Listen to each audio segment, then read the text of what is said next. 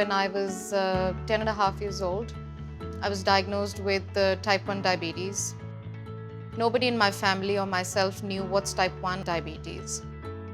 I got lucky that we had a great public hospital in Delhi where there was a support base for juvenile diabetics. We were introduced to people from all walks of life who were living a wonderful life with the condition. It was a game changer to me that I can lead the same life just like them. My father was the backbone of my diabetic journey. He made such a casual thing out of it. For fun, he'll say, "Come, I'll give you a shot," and he'll hold my arm and say, "Boom, look, we can do this, it's so easy." He made it look like fun and made me believe that it is fun. He would tell me, "Let's go for a long walk. We'll chat about everything, get me distracted." And when I come back and the sugars have come down, the answer was there in front of us. So that made me believe that, again, it's so easy to live with it if you live it right.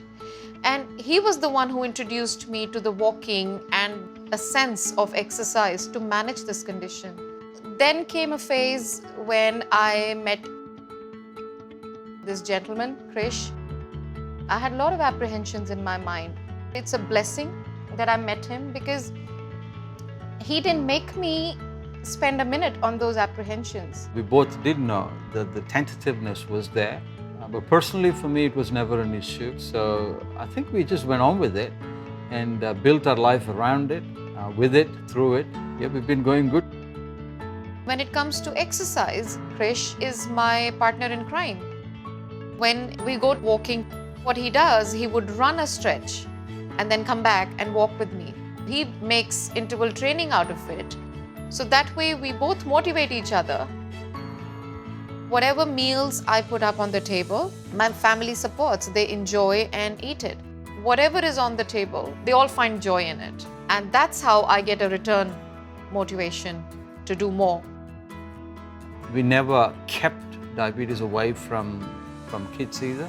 Whatever Nidhi did, she did it quite openly.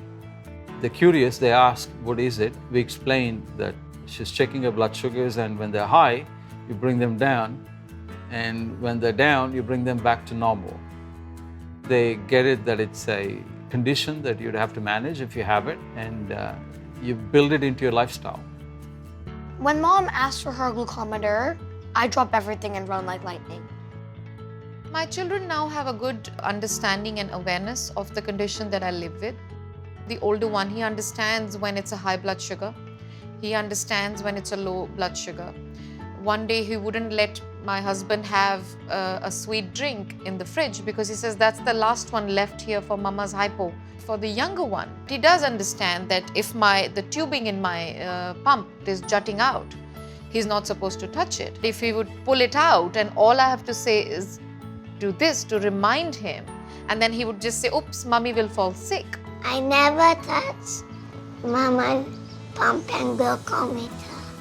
Kids learn more from seeing us do it. We both make a conscious effort in building healthy, active lifestyle into our daily routine, be it the bars on the lift, even for fun, me doing push-ups with the boys.